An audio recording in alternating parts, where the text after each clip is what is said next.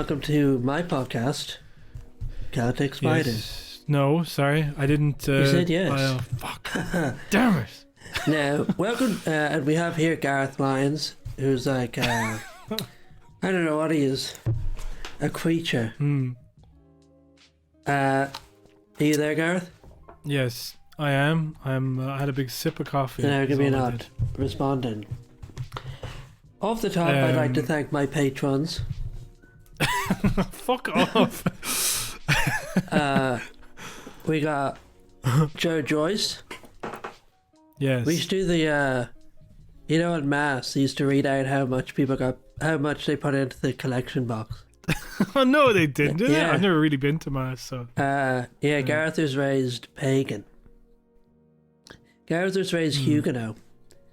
And so we have Joe Joyce, €11. Don't do that. Okay. Well, Joe Joyce deserves a shout out for He €11. does. He deserves a shout out. Is your and camera? also he deserves to have it. My camera, is it on? Yeah. No, I think I turned it off. Okay, because it's frozen. You should see the picture. It has it frozen on. It's like literally you with your head in your hands. You look so miserable, and it's stuck like that. And I don't know why. All right, I'll try it again. I'll turn on my it's camera. fine. Oh no, wait. Okay. I've turned off my screen anyway. All right. So we got. I was going to say, Joyce. no, we need to mention Joe Joyce's tier just so we can guilt him into never leaving. They're like our only Celtic Liger top tier subscriber. Why would he leave? Why won't you join him? Yeah. Why would he leave? He's getting all of his needs catered to. He has an amazing cartoon drawn by me, featuring him, written by James. Yeah. I'll give him that. Conceptualized by James. Yeah. Realized by Gareth. Addressed to Joe Joyce. Yeah. We got Ronan Carey. Yeah. Ronan's scary. Cause he's from, it's Halloween, let's make because he's from Scaries. Oh, okay. Well, sorry, forget that. We won't do any. The rest of them are not Halloween related. We got Scream McCartan. God damn it! Why are you doing this? Why? He screams. Yeah, he's from Screams. We got Claire O'Neill. Yes. Who I thought you were going to do a scary one to let us know Scare O'Neill. What? Scare O'Neill. Yeah, that's a good one. Yeah, I thought so. She messaged us to let us know that we pronounced her name right. Yeah. Niall McGilligool. Yeah. Oh, I'm loving these. These are great. Okay. And Paulie Boyle. Yeah. Man, I'd freaking scream if I got a boil.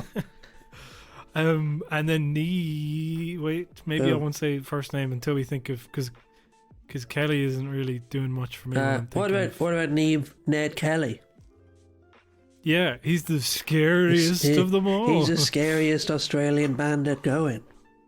Yeah, he has a suit of armor that's made out of iron. Mm-hmm. Actually, he does look pretty spooky when he has his little tin pot hat. Yeah, can you imagine his Iron Man mask? You're just there listening to your pod, and then Ned freaking Kelly comes through the door.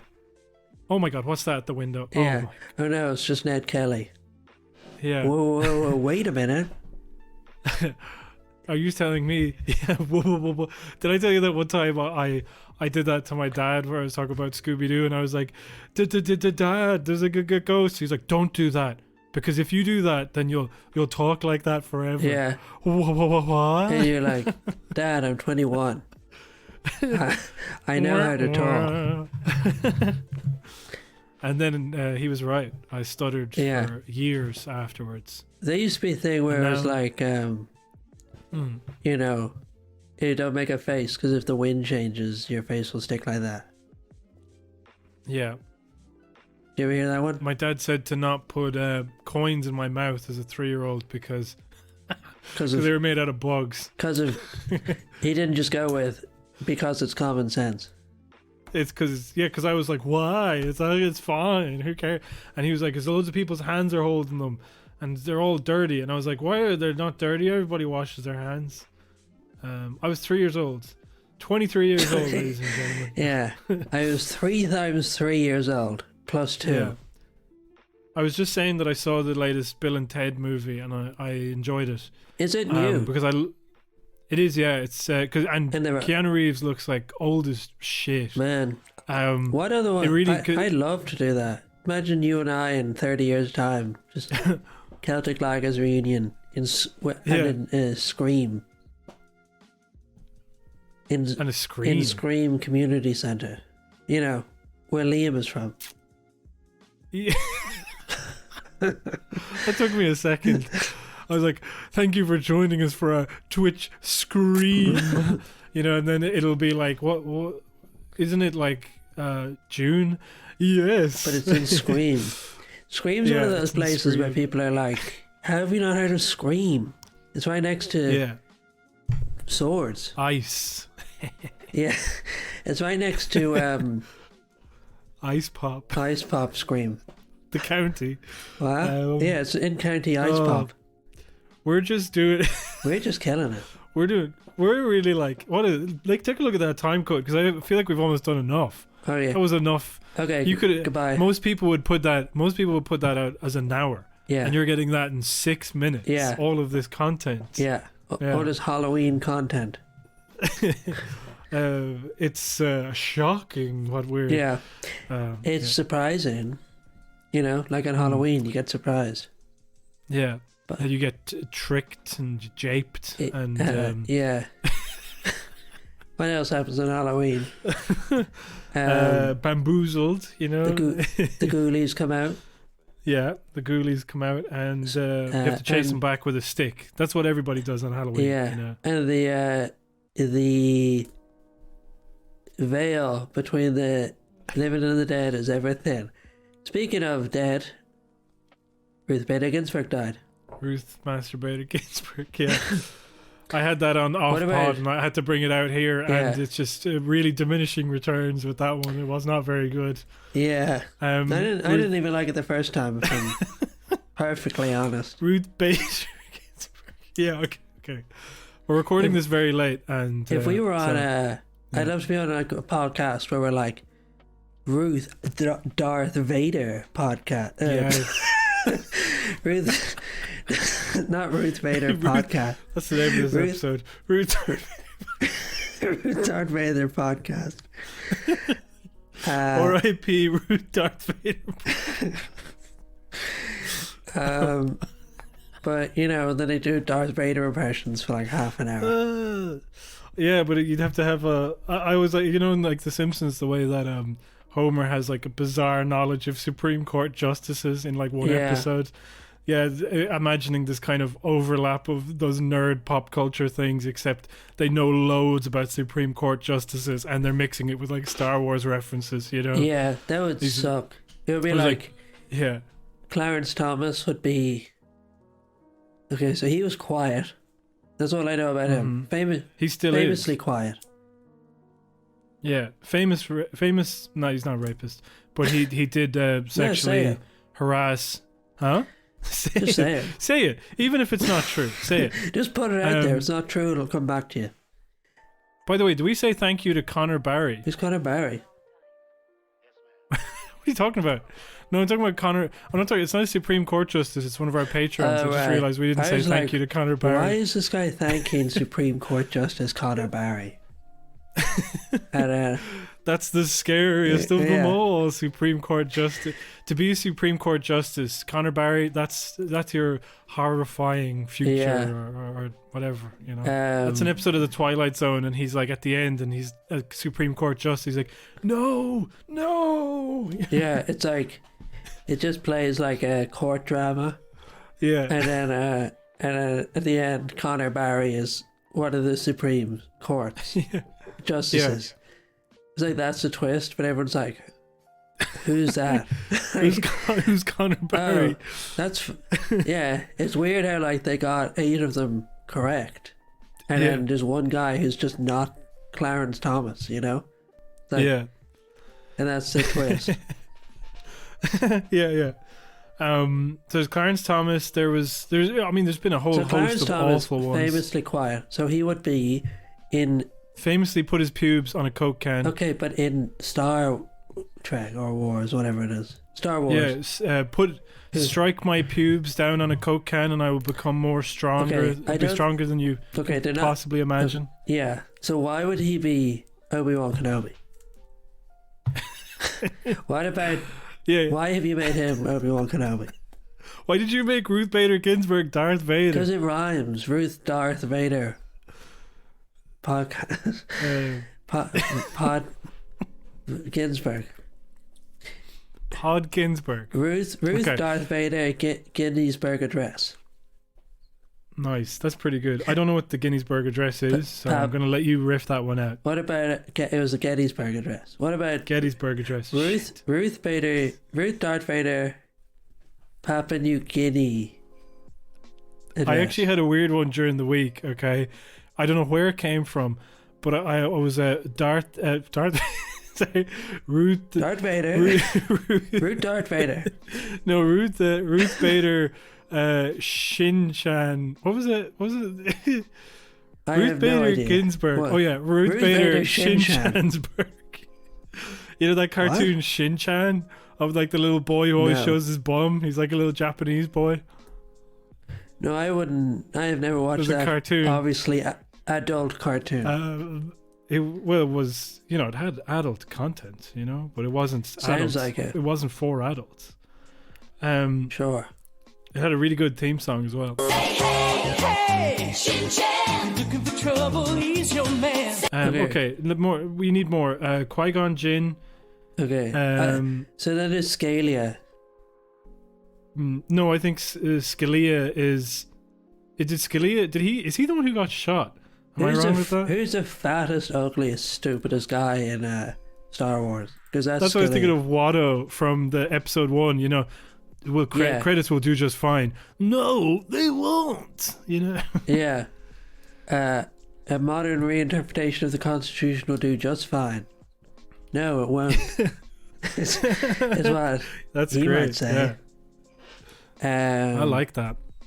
And then I don't know any of the others. Oh, what's your one?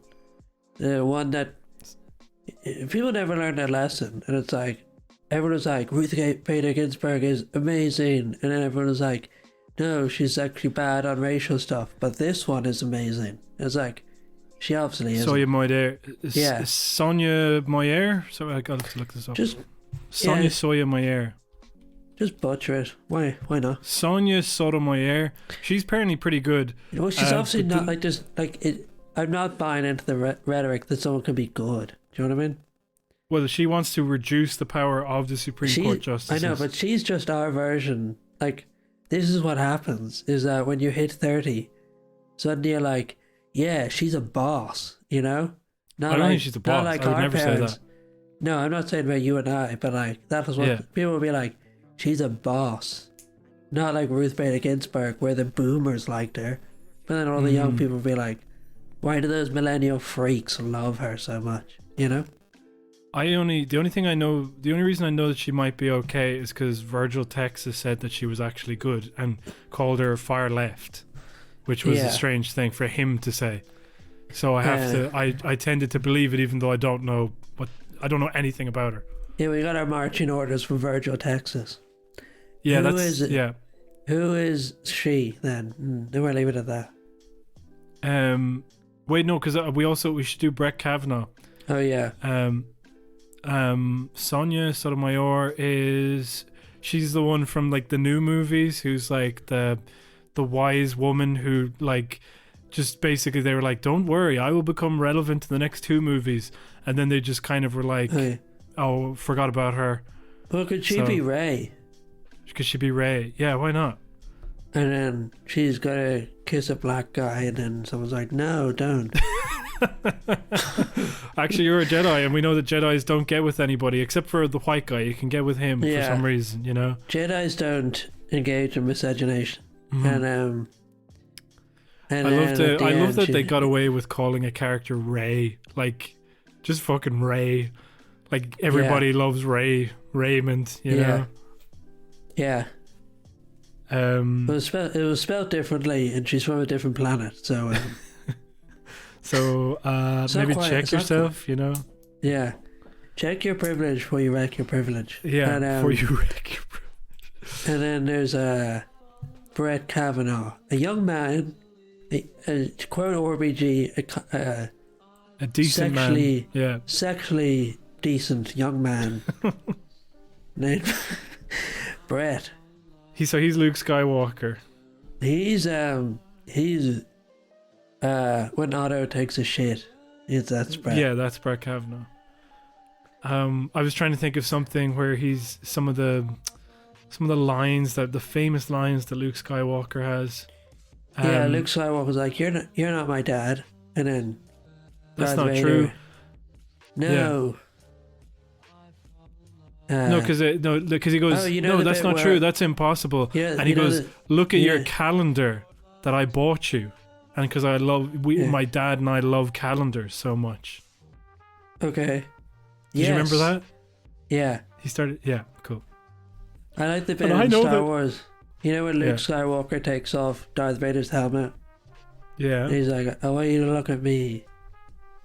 And he's like, what the fuck? You're ugly. You're an ugly bitch, you know? That Yeah. ruled. Yeah. You're a fugly ass bitch, you know? Yeah. You're gonna make me boof.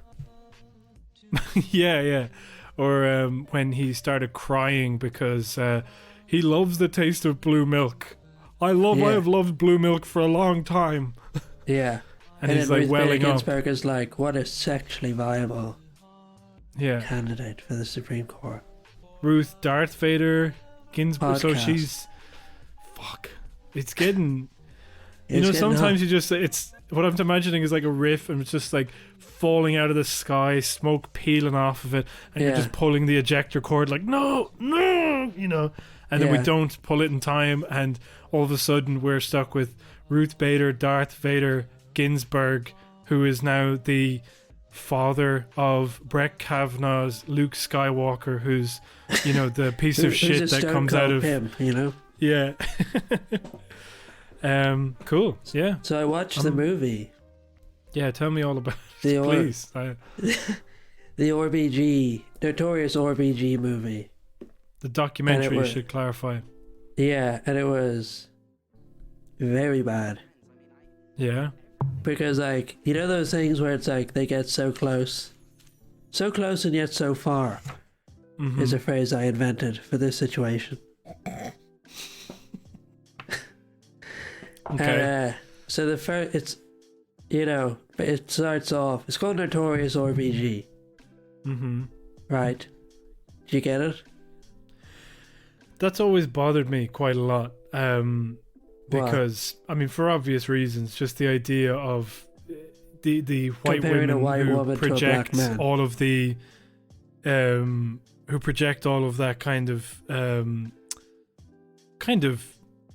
I guess where do you start, like hip hop Yeah. and rap and all this that And started what's in these amazing is that, Yeah. so the whole the documentary, this whole Notorious RBG thing was started by like 3 of the lamest millennials you'll ever meet in your life. they're millennials, really? Yeah, they're like our age, and they were like, Jesus fucking there was some court case she was involved in, RBG was involved in, and then there was Mhm. like this dissent. She put out this dissent, and like in the documentary, it was showing this like crystal moment where it all came together. It's like, yeah, there's this guy, and he was like, yeah, I was just reading the dissent, and then I just got inspired, and I wrote Notorious RBG. And then he just drew that stupid picture of her with the plastic crown on her head. Oh, that's And so then, offensive as well. Like, just and the then the fact that guy- they do that, yeah. And then then there was like 2 women, and they were like, so he just wrote a book about her. So the first half of it is all about like RBG's like career as a solicitor. Mm-hmm. And it's really good because the whole thing is just like, she is fighting for women's rights, Mm-hmm. and she does address it from like an economic perspective. It's like there are jobs women can't have, or there are like unfair pay imbalances Yeah, yeah. affecting women. So it's like women can't earn, they're being held back economically, and like by things like not being able to get a job or not being able to access abortion, you know? Yes, right. And then, so the whole thing is just like, how do we improve their material conditions? But then, like, the people making the film just seem to completely miss that. And it's just like, they love it. Even though they made this film, it's like that analysis is lacking. Because by the end of the film, they're just like, she's a boss, you know? Yeah, from the sounds of it, like, I don't know, it's very, it sounds like very surface level, and then they kind of like, obviously, you know, they had made up their mind on her before they went into the documentary. Yeah. So every single thing is just confirmation of how great she is. So then that's, you know, yeah. The weird thing is that the early stuff is just presented to you almost neutrally. It's like, right. Well, not quite neutrally, but it's like, they're not building up this character because they're just like, because the character doesn't lead to the notorious RBG. Mm-hmm. And like, so they show you all the cases, then she gets made the Supreme Court Justice. And then they sort of, there's this abrupt switch where they start talking about this notorious RBG character that they've invented. And then, as part of the documentary, they start showing RBG all this stuff. Like the SNL skits, or the pictures, or like stuff like that. And she's just like, what is this? Like, that's supposed to be me? That's nothing like me. Yeah. You know? And then someone's like, you get compared to Notorious B.I.G. And she goes, yeah, I mean, one thing we had in common is that we were both born in Brooklyn. And it's like, that sort of the thing. It's like, she's just like, Brooklyn's good, it makes a lot of famous people. But that's about the height of it. She doesn't see any similarities between her. So like, it's weird that you have all this like, meme bullshit projected onto someone who is so openly just like, I do not get this. You know? Yeah. I mean, that's just old people in general, isn't it? Like, even Bernie Sanders, there's like, hey, look at this meme I made of you. And he's like, oh, very good, thank you.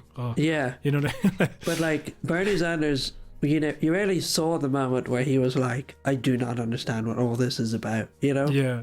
But here you have RBG actually rejecting it, you know? Yeah. And then, go on. Yeah, I just wanted to talk about the more the notorious RBG thing is, like, that's the same obviously as like Joe Biden's sunglasses or anything like that. It just like does this laundering, and like, you know, I don't think that I actually am like, I'm obviously not like hip hip hooray she's dead. I don't, you know, I'm angry that she didn't retire sooner and her gamble basically fucked up generations of people, you know. But I do acknowledge that what she did was, you know, probably good. I mean, I don't know because I don't care about the Supreme Court in the United States, but I find it incredibly, you know, because the thing with Bernie is that he's like, it's a very, you know, he's got these agenda, he's got these things he wants to achieve, and then he's, I mean, maybe she did as well, I'm not sure. But what I'm saying is, all of this stuff is very much like projected onto him, and he's just going about his business. But with the Biden thing, it's weird. Like, he could use that for his own advantage because like it benefits him to have a good media relationship. Yeah. But like, no, but that's why they lean into these things so much. Like, because Bernie, like it doesn't benefit her at all. No, but because with Bernie, oh yeah, well that's true. But with Bernie, like, you know, it's kind of like, he's like, what are you saying? I'm like a thought. Okay, well, cool. Vote for me. You know, he's kind of like, they do lean it. Like, he even leaned into it. Like, he met with like Cardi B and. Well, that's different. No, that's I don't agree with that. I think like meeting with Cardi B and meeting, like, that's something that they've done since time immemorial. You just meeting celebrities and, you know, getting the word out there like that. What I'm saying is that like the only thing these people have to fall back on is these stupid refrains that they've come up with. So no wonder they get so excited about it. It's like, as soon as I thought it, Notorious RBG, I was just like, this is incredible. You know, it's like the only thing they have, you know. It's like only basically like semantically related, because I think what happens is that people make these caricatures out of people, and then they spend their whole time like analyzing the caricature as opposed to the person. So like, if you look at Ruth Bader Ginsburg's career, Yeah. She's been generally quite good for women, Oh yeah. but bad on race. Very. And like, if you just look at her, it's like there are things she's done well, things she's done badly. But like, people don't think of her that way. It's sort of like this meme of the like generally progressive woman who like sticks it to people, even though that really isn't how she acts. So like, Yeah, she kind of came off to me as like a bit of a fucking fussy old broad. but like, Do you know what I mean? like she didn't even strike me as. She just struck me as like an old woman. Like she's just yeah. old, and like, Because that was the thing. What did she say about Colin Kaepernick? It's like, oh, I don't know, why is he doing that? You know, he should really stand up and blah blah. Like she kind of was like thought it was a big fuss over nothing. And like that shows why she's bad about. Like she is, like when it came to the stuff like what was that thing the Native Americans didn't like, the pipe going through the reservation. Oh my god. She was it was like the Sioux Indians anyway, wasn't it? Yeah, she voted against them. I don't know. She like there was a court ruling and she was like in favor of installing the pipe. Yeah. Or like at least wasn't very useful in stopping it. And then they developed this whole mythology around her writing dissents, you know? Mm-hmm. The idea being that like when there's a court ruling, the Supreme Court ruling, there's a ruling and then there's a majority opinion, like they write like why this is the case. And then anyone is free to write a dissent, which is like, I don't agree with this. I recognize it passed, I don't agree with it, this is why. And like that can be used as what do you call it, like precedent in another case. Yeah, for sure. But like that's not just her. Like everybody writes those, and like writing them isn't an attack on anything, it's just a form of like judicial review or whatever. But to me as well, the other thing is that she seemed to genuinely believe that that there was some sort of impartiality to the courts. Like, you know, she dealt with these people and she knew that they were like colleagues. Like the fact that she could call Brett Kavanaugh kind of like, oh, a decent man, you know. Like it as far as she's concerned, I don't think she'd be like the type of person, oh yeah, he might have done that stuff, but it shouldn't affect the judgments that he gives, and I'm willing to give him the benefit of the doubt.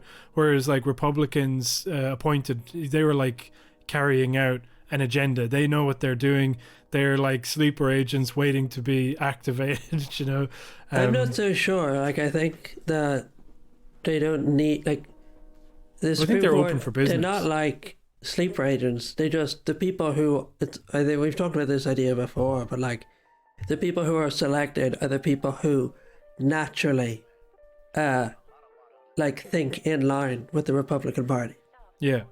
So but it's they're not like, built for those roles. It's not like they're convinced to like always side with the Republicans. They're selected because they would tend to, you know. But also, I mean, like, I don't know anything about it, but there's the Federalist Society is supposed to be something that essentially coaches these right-wing dickheads into the jobs, and they're training for them, they're going for them. And to Ruth Bader Ginsburg and the people who seem to support her, it's like the achievement is, I got on the Supreme Court, and now we're in the halls of power, we're just working together, this is what we do. And sometimes we make some good calls, sometimes we make some bad calls, but sure, that's life, that's politics. Whereas these guys are like, okay, I'm on the Supreme Court, now we get cracking. Do you know what I mean? Like, yeah, that's definitely true. I think that's a recent development, you know. Maybe, I don't know, because like in 2000, you know, which people are pointing to now. I'm talking about like in the scale of you know. Oh, right. The whole thing. Yeah. And then there's this really weird moment at the end of the documentary where she really liked opera. Yeah. And she like, you know, she famously like criticized Trump when he was running. Okay.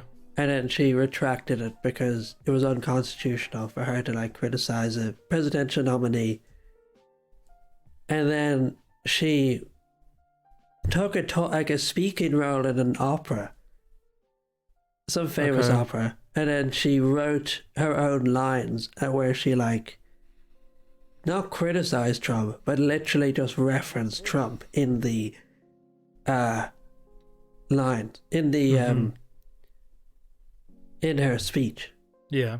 So there's a bit where she's like, I'll have to need to see your birth certificate for that one. Yes. And then there's another one where she's like, oh, I guess you're trumpeting yourself. It's real Liz Warren fucking blocks in the background shit. So they're like, you wonder, did she actually lean into the meme towards the end of her life? Because that is purely symbolic meme behavior. You know what I mean? Yeah. Like to speak out and to say like, don't vote for Trump. He'll negatively affect the constitution of the country. Mm-hmm. That's like a meaningful thing to do. Maybe not all that effective, but it's like actually meaningful. Whereas to like mention him in your lines in some stupid opera that no one's going to watch is just the lamest thing possible. You know what I mean? It's Liz Warren behavior. I mean, I don't know what happens. It's kind of like, you know, I mean, we all have like older women in our lives who are like, oh, have you seen this? So they really told her off, didn't they? Yeah. You know? Or told him off, you know, the Cheeto in chief. Yeah. And I wonder whether I don't know whether that's influenced by her being memed or just her being a fucking old lady. You Exactly. know? Yeah. But I think that the other thing about it is apparently later in life she started to get a little bit more like gloves off. But even so, the way that Democrats get gloves off is so pathetic. It's really awful. Like, you know that if a Republican had said something about Clinton and they were Supreme Court justice, they would not feel any obligation to retract that statement. And in fact, they would. Well, actually, they didn't. I just realized Brett Kavanaugh said that it was a conspiracy by the Clintons to deprive him of the seat when he was being interviewed.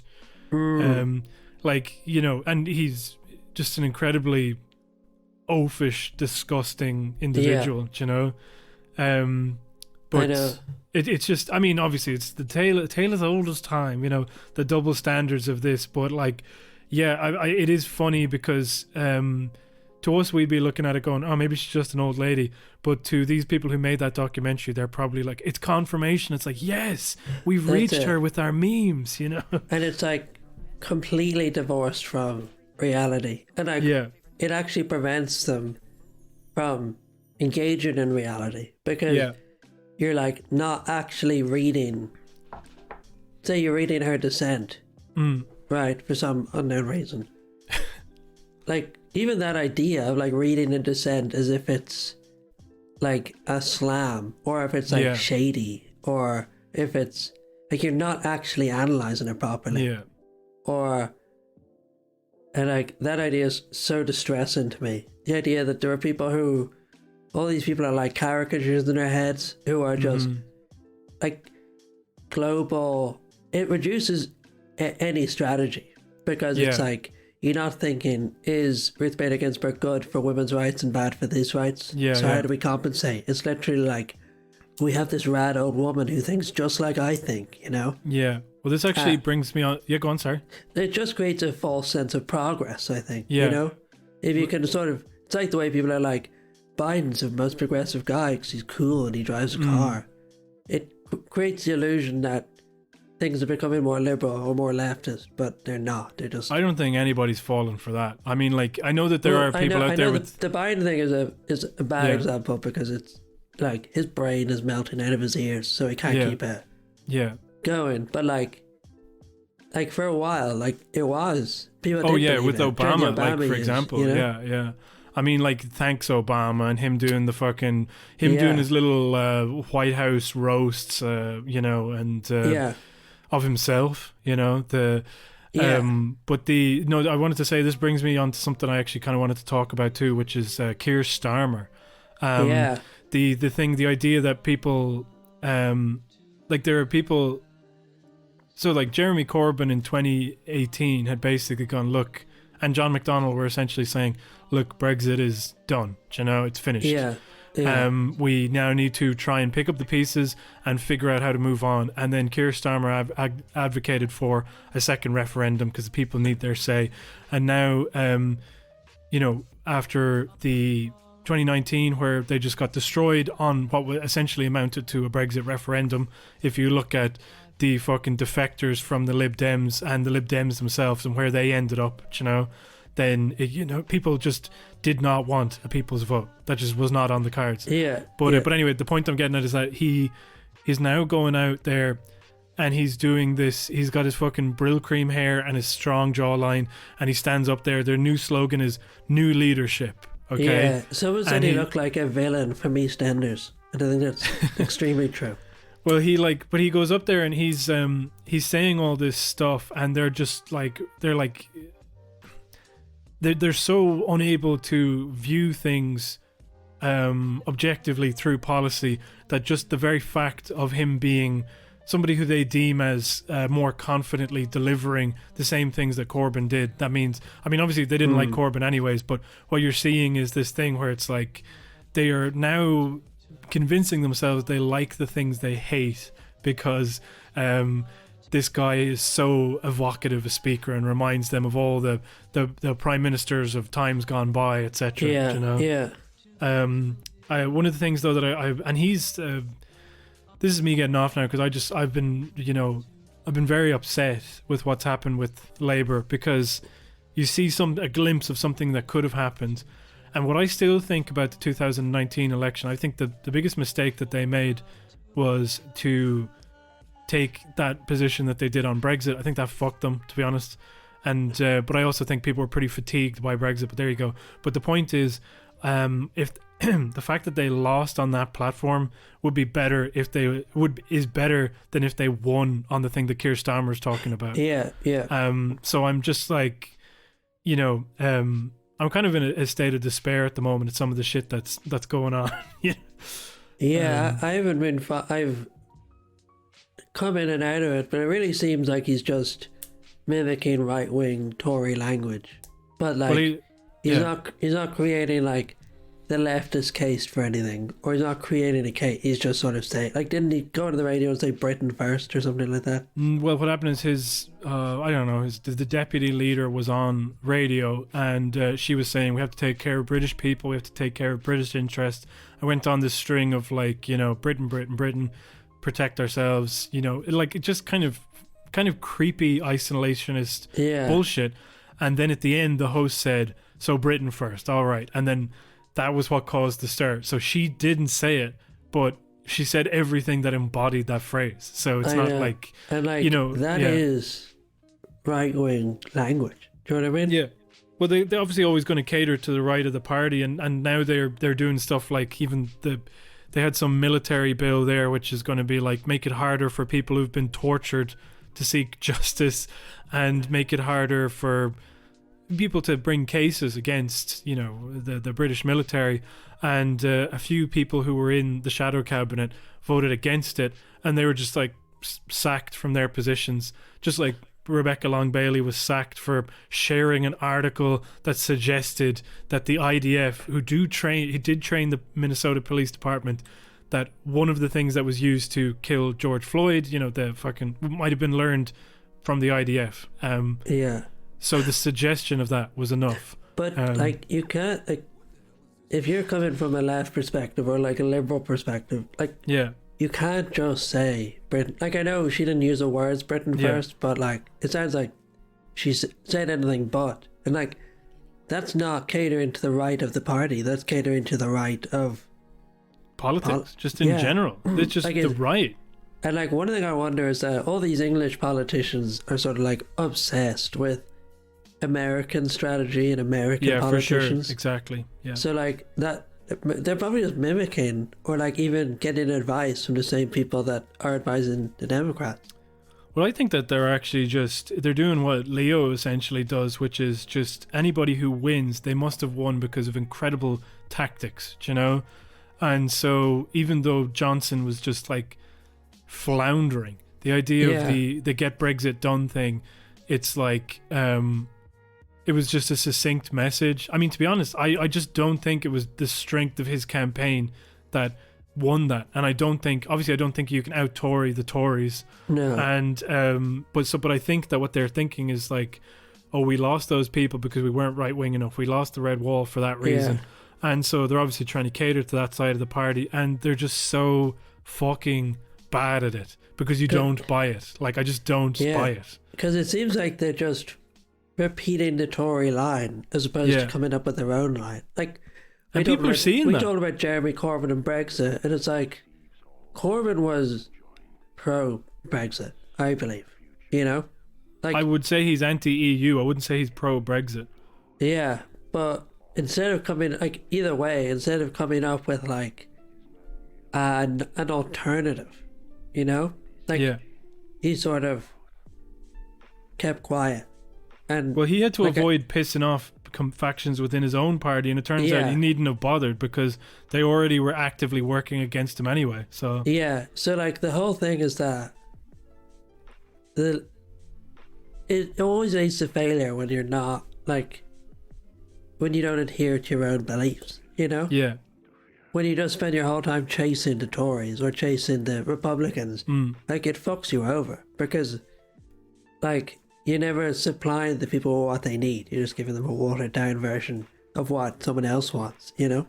Yeah, I mean, again, it's the same fucking thing. That you know, the what's the word I'm looking for? I don't know. It's just the veneer instead of an actual message. It's just the selling, like, and that's what he pitched himself as. Like, I mean, whether the way he pitched himself initially was there's like all these videos of him walking with minors and talking about his left-wing credentials, and then of course the first thing that he does is try to swing as far right as possible. But what you can see just by looking at him and the people who were like fawning over him was that they want a proper feeling politician. They don't want the allotment granddad, as Amber Ali Frost called him. That's it. You know, and like they want you know, a Thatcherite, you know? They want somebody up there doing, you know, doing the fucking pinching his nips, Tony Blair stuff, and enunciating his words, you know.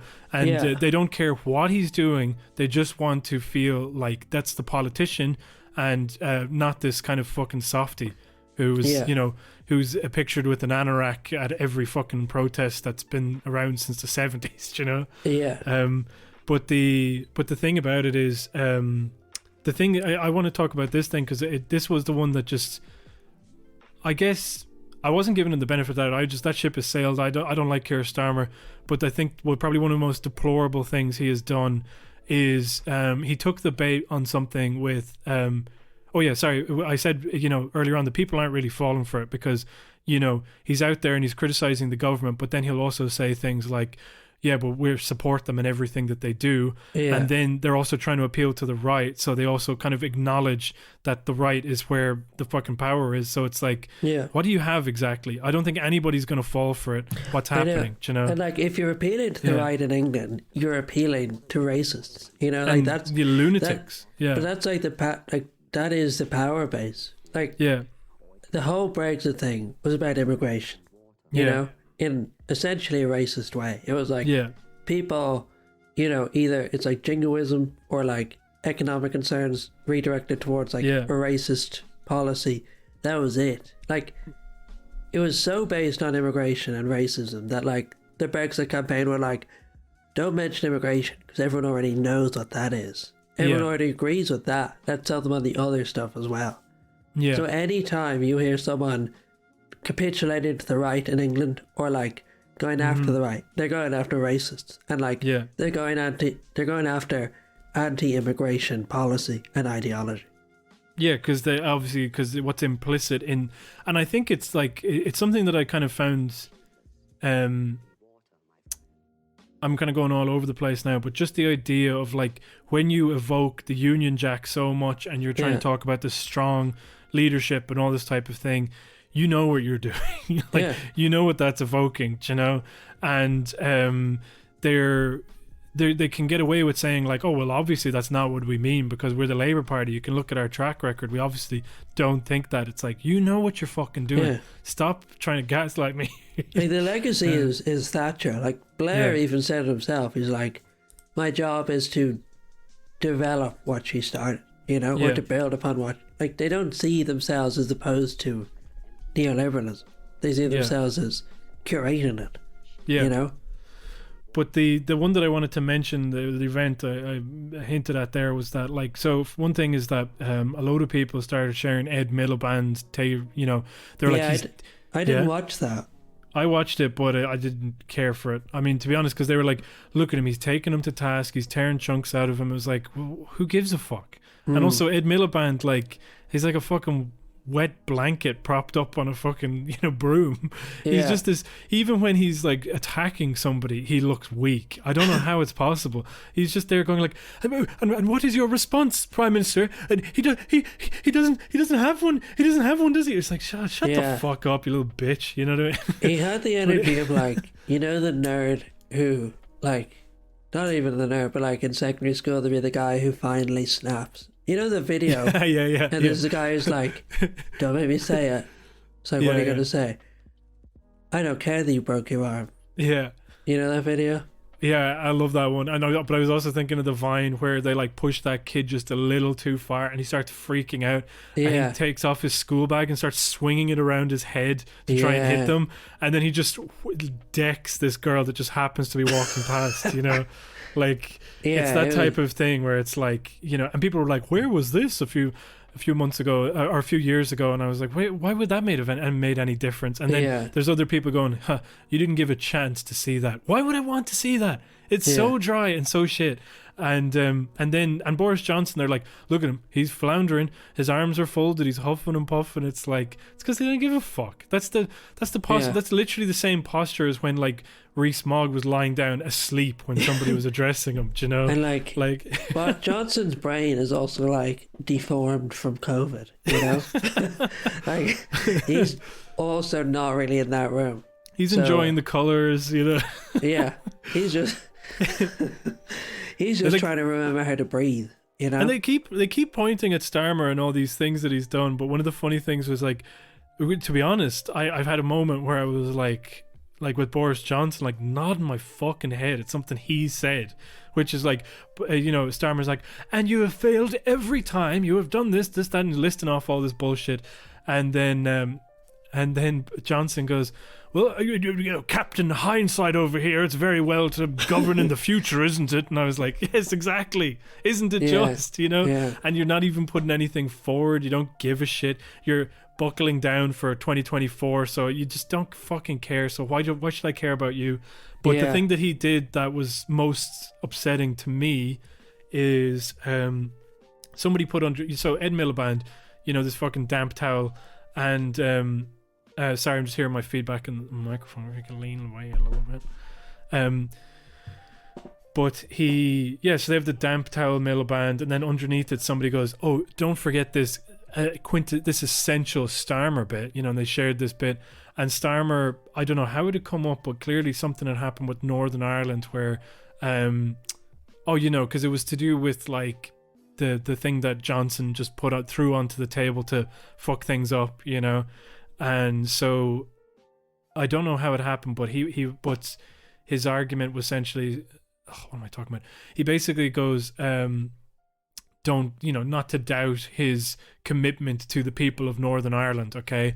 And he goes, I have prosecuted terrorists. I know Northern Ireland. And people are like, hey, in that fucking dumbass Westminster way. And that bugged the shit out of me so much. It was like, well, there's plenty of people you didn't prosecute. Do you know what I mean? It. And it goes back to like, he's capitulated to the right. Yeah.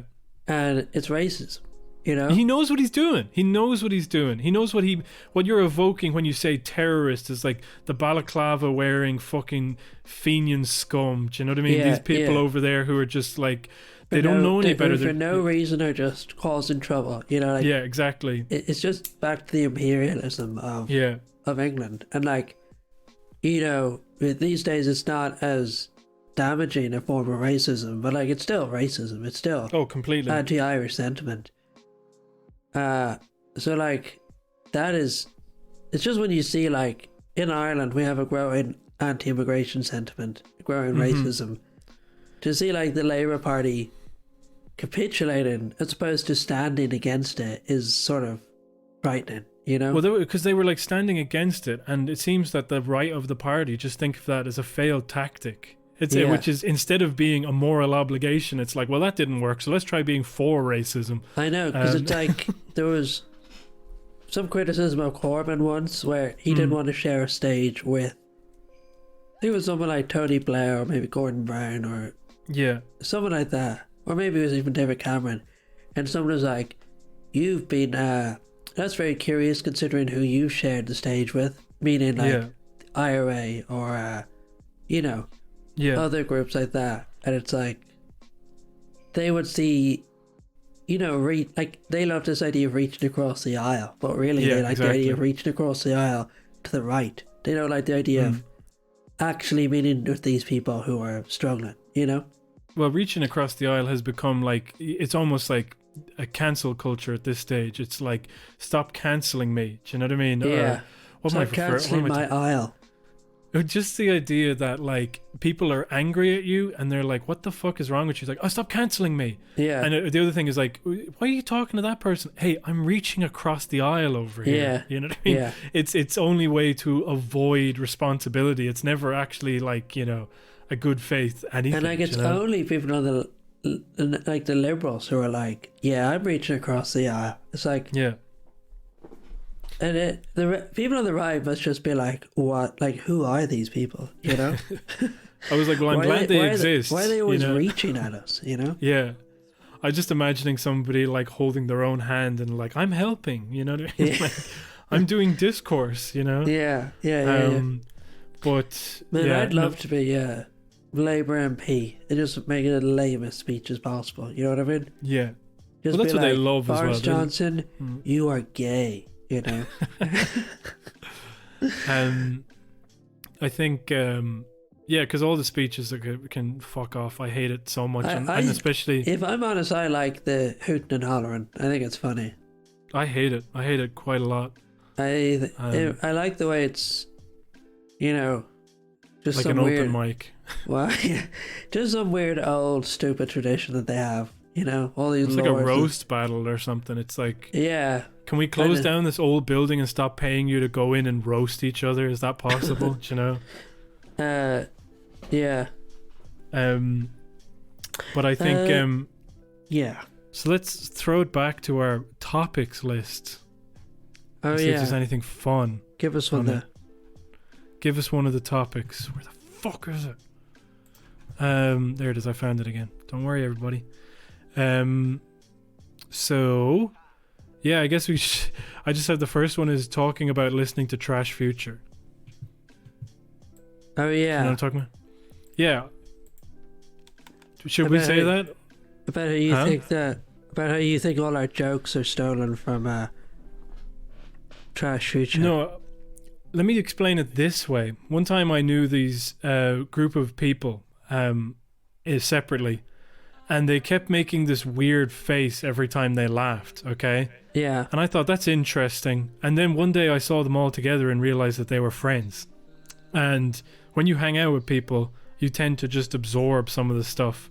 So what ends up happening is I was listening to Trash Future, which was like a podcast in the UK, and they were referring to oh yeah, when you work down at the dick sucking factory or the racism factory, and then they said something else like that was straight out of Cometown or Chapo Trap House, and all this type of stuff. And it just reminded me of a tweet that Paulie Doyle put out, where he was essentially saying how embarrassing it was that those anti-mask rallies and far-right extremists were getting like marching orders from the United States. And I was like, fucking hell, it's this horrible cyclical human centipede, to borrow a phrase from fucking Chapo Trap House, where we're just getting their shit, and then it's like these are our jokes now. We talk about the things they talk about. We don't have anything to say ourselves, and so that the response to something that's created by the US is itself something that is fucking American as well. But I will admit it didn't fucking bother me for that long. I just it's like, you can't help it, it's just like the things you listen to and the things you consume are probably going to have some sort of impact on you, Yeah, that's the thing. It's like America is so prominent. Like, I've been thinking a lot about Rome. Like ancient Rome. Yeah. And like Rome was so powerful and so influential that like in Europe it's like all the following empires, like so many of the following empires spoke Roman style language, you know? Yeah. Like France, Spain, like even English is influenced by Rome or by Latin, you know? It's like when you have a dominant group like that, unfortunately they just completely dictate the conversation, the cultural conversation, you know? Mm-hmm.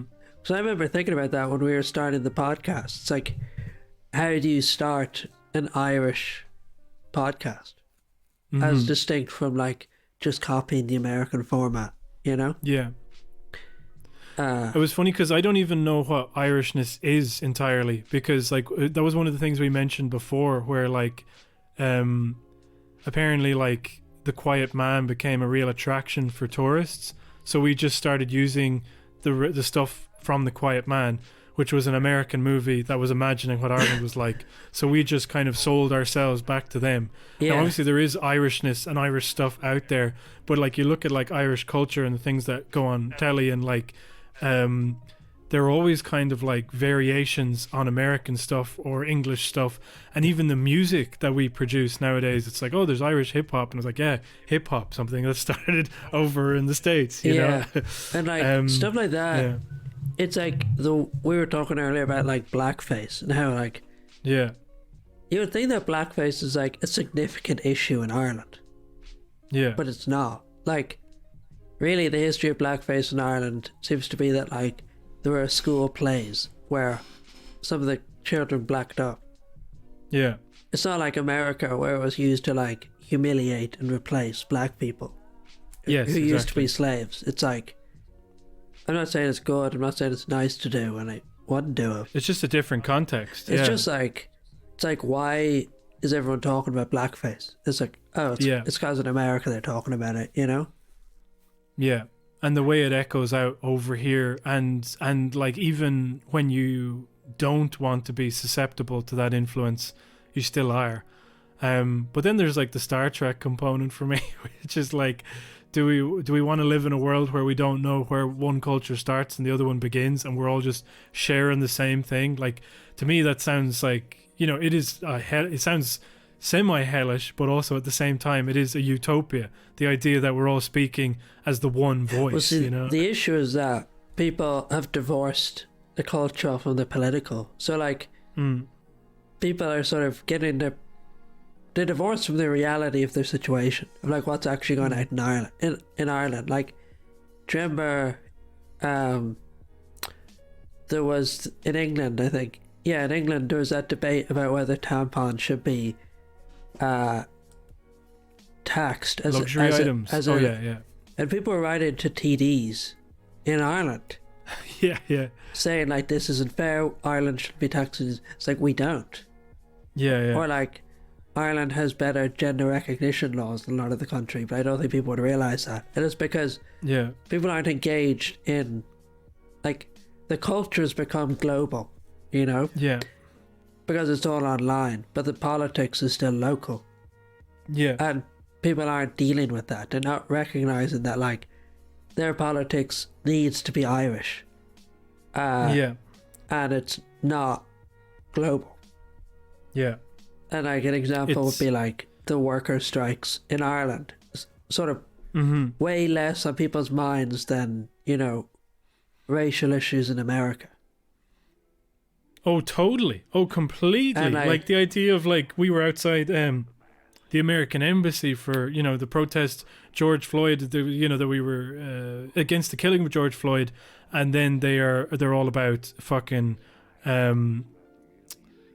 sorry, we were making about direct provision, but then the idea of the Debenhams workers have been out there forever, and it's just like, where are the numbers that were at that protest? Do you know what I mean? And sometimes it feels like during the Second Vatican Council, as a ecumenical move, they invited all these like bishops of other religions to come and sit in, and like they weren't allowed to vote, but you know, I guess the idea was like there was some discussion, you know, afterwards.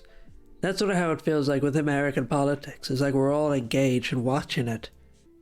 And through that, we're sort of recognizing that we're sort of legitimizing how global it is. Yeah. But we also are acknowledging that we have no influence over it. So, like, the fact that we in Ireland spend so much time talking about American politics sort of reinforces its importance in Ireland. Oh, yeah. Yeah. You know? And it's just because people are more interested in, like, the culture than in the politics. Mm-hmm. If that makes sense. Well, it's also it's interesting because I'm at risk of getting into fucking tough territory, but I'm going to try and power through, and we can edit it out if it's bad.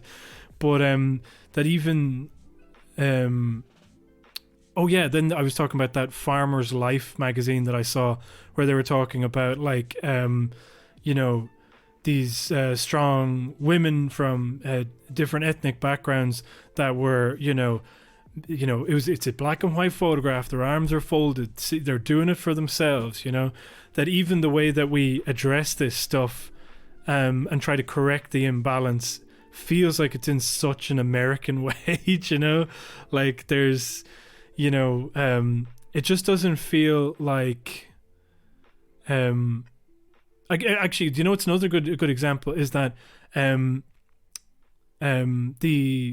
this is getting edited out, but you remember the woman the black woman in America who was doing the Irish dancing, and she was doing it to like hip hop remixes, you know? Yeah.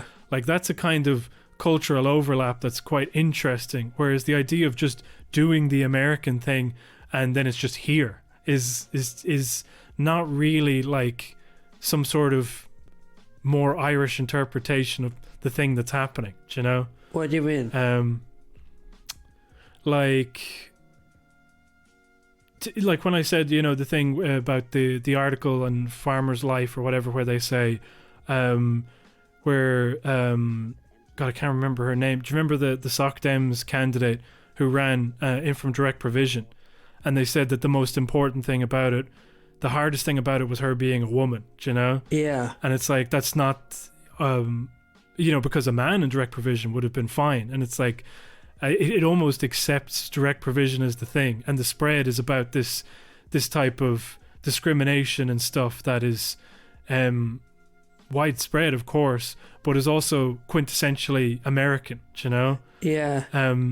So, well, it's not quintessentially American. It is widespread, but it is, you know. That's interesting because it's almost the opposite, where, like, in America, there's this whole movement now to be like, white people are racist, and, you know, we have to, what's the word?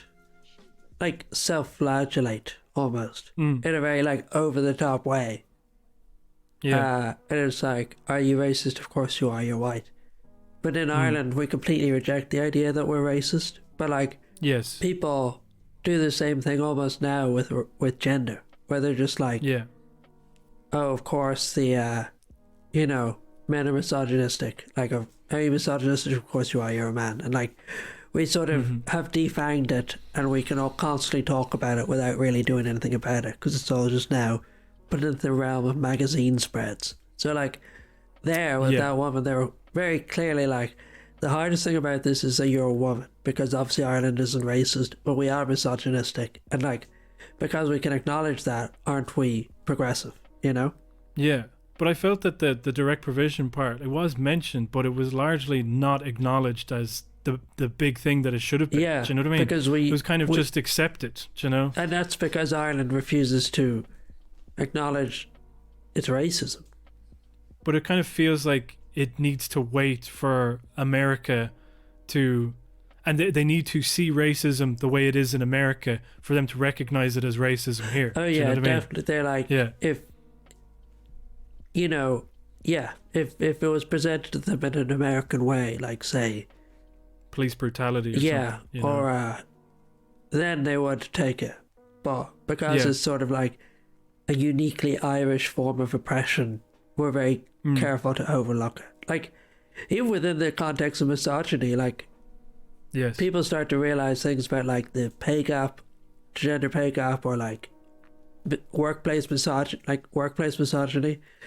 But if you were to say like the Magdalen laundries prove that Ireland was historically misogynist, that wouldn't be particularly welcome. You know, wouldn't necessarily be well received. Well, it just wouldn't. It's not like on like the online circles that we'd be in. People would say it and they would understand that, you know. Yeah. But if you were to talk about the mainstream, that would be a kind of like, well, come on, you know. Exactly. That's more like a Catholic thing. It's not to do with misogyny necessarily, so, you know. Yeah, exactly. And, so it doesn't fit into the template that we get from America. So it prevents us from analysing it fully, you know. Yeah. Yeah, no, totally. And I guess that's what I meant with what was the whole point about this? Just getting the I don't know. I mean, it's the age-old thing. It's like it starts off in America, it kind of comes here, we try it out, and then it's suddenly old hat, and then we're taking the next thing from America. But it's almost like we're this kind of external hard drive for sorting out like America's problems, even though we won't ever solve their problems.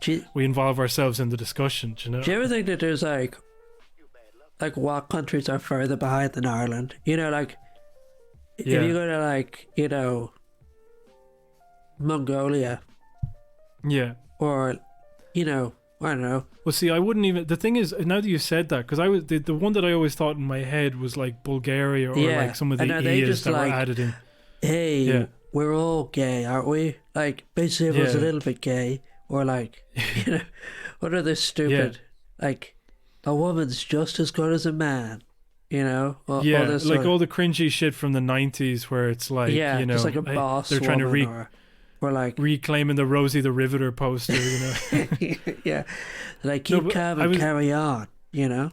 But the reason I don't think that is the case is because I actually think those places have enough of a culture of their own that they don't actually feel the need to take on Americans. No, they don't. Nowhere has any culture anymore. Like all of Western civilization has been hollowed out completely. Like it's all just like The Simpsons in different languages, you know? And they're like, well, I don't know. Oh, we have a different flavour of soup that's completely local to here, you know? Like if you go to Greece or Turkey or, I don't know, Jordan or wherever. Yeah. They're all just like, have some of our Jordan coffee or a Turkish coffee or a Greek coffee. It's all just exactly the same thing. Or like, it's all just different flavours of hummus. It's all been hollowed out and we're all just like doing the same stuff, maybe in just a different language, you know? I guess like, you know, it's easy to look over and see that, I don't know, they've got their own shit going on. Like if you're in Sicily, then, you know, there's something that it means to be a Sicilian. You don't give a shit about what happens in America. But like maybe just the common language of all of these kind of isolated weirdos who didn't, and when I say weirdos, I'm not saying right wing, I'm saying left wing. You know, these people who, like when I was a teenager, you're going online and, you know, you think a different way to some of your classmates and you're kind of like not accepting of some of the stuff that they are accepting of. And then you find a little community online and you're all just getting angry in your own increasingly growing echo chamber of people. And then you become just like the Americans, essentially. Like you've been franchised just like the rest of the world, except in, you know, this little niche bit of politics that you've taken up. But is there even a problem with that, I wonder? I mean, it's not great. You don't feel like a good human being, but if the end goal is to reduce harm, and, you know, we're all talking about it and trying to figure out how to do that, I mean, maybe that's good. I don't know. I guess we're not doing it, so is it good? You know? It's better than nothing, probably. Yeah. Well, that's the ethos of this podcast, I guess. It's just, why do we do it? It's better than nothing, I guess. Yeah. You know? It's better than nothing. Why are you asking? Yeah. So that was a Ruth Darth Vader podcast. Papua New Guinea. Papua New Guinea. For some reason. Yeah. Let's call that one and then move on to another one, unless you're too tired and we can come back to the Patreon tomorrow. No, I don't have time tomorrow, so let's do it today. All right, so you're getting an even more frazzled podcast for the Patreon than Let's just you ever could have thought regroup for possible. a minute. Sure. All right. Bye. Become a patron at patreon.com/Celtic Ligers for more.